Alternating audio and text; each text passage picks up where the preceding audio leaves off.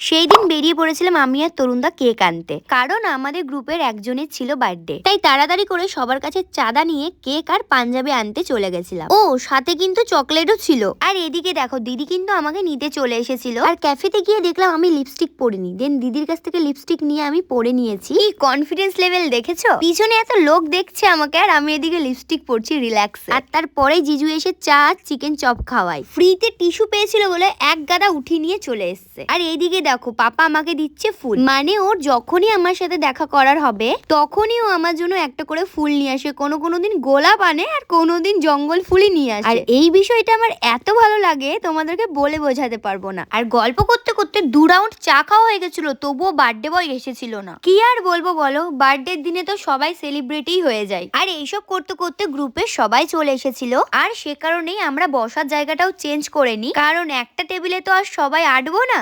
আর হ্যাঁ, কার বার্থডে ছিল আর কিভাবে সেলিব্রেট হয়েছে সেটা নেক্সট পার্টে আসবে।